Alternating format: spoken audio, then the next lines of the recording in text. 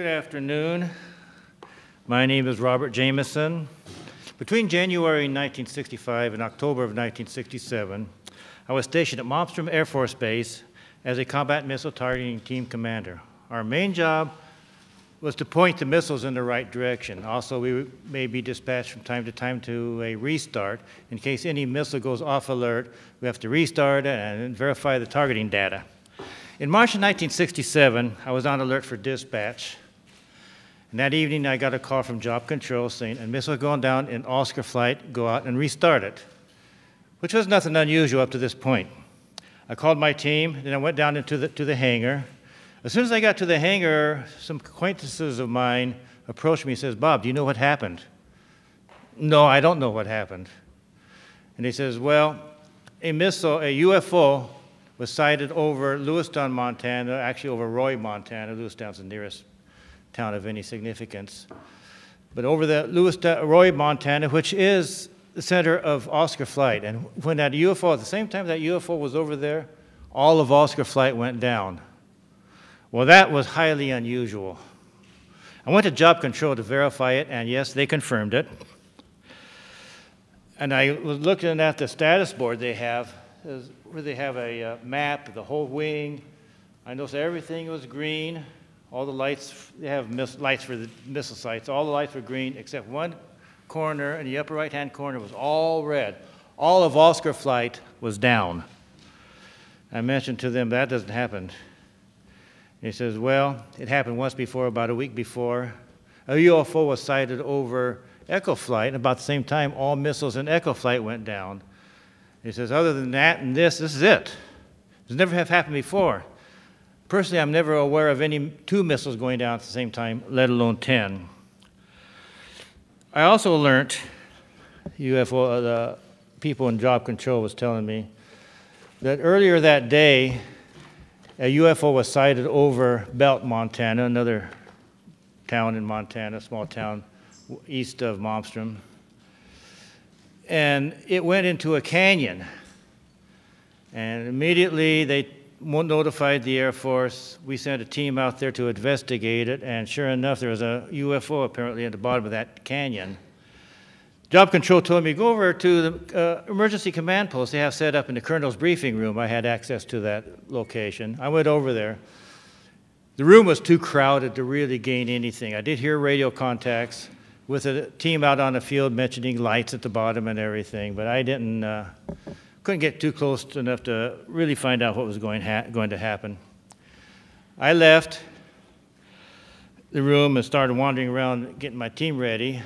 Went into debriefing. We always go, before a job, we go to a debriefing. Here's where they give us information such as road conditions and weather conditions, things we might expect out in the field.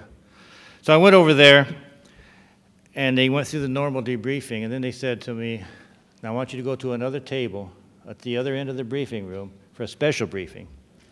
I went over there, and another NCO approached me.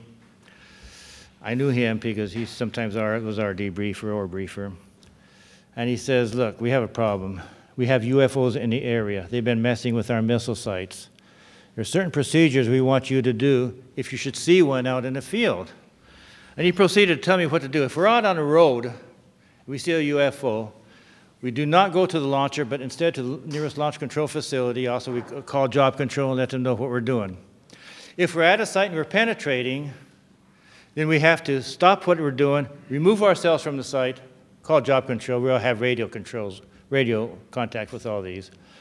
Call to Job Control and wait for further instructions. Now, if we're at the site and we're doing our work, I'm going to have to take myself, my team, and the targeting tapes, go into the launcher, close the personnel hatch. Now, all the teams, before you go out into the field, will take with us an armed guard. That's just normal. We have to leave the one guard, armed guard, on top, all by himself, and he's supposed to report to Job Control or the launch control facility of what he was seeing. And I says, okay, but then he says, one other thing, don't leave yet. We're going to hold everybody back until we're sure that all the activity out in the field has ceased, at least for the time being.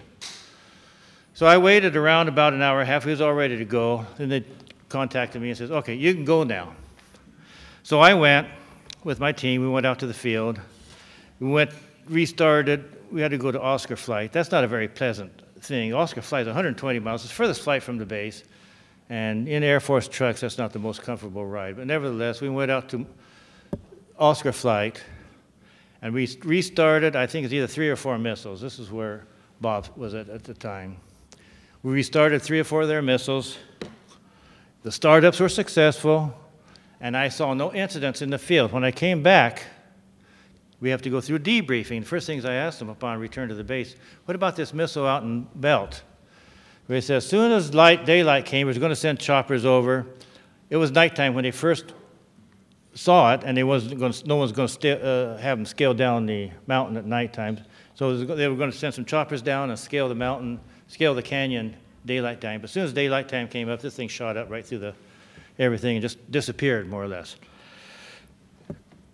So that was that. Now, also, about a week later, I also heard that a UFO was sighted over India flight, and there was a partial shutdown. I think 4 or 5 missiles was shut down at India flight with a UFO overhead, not the whole flight. And I had to go out and restart at least 2 of them. And then the rest of my time at Montana, I was involved in no more further UFO incidents. Nothing else happened. And then I went on elsewhere. Thank you.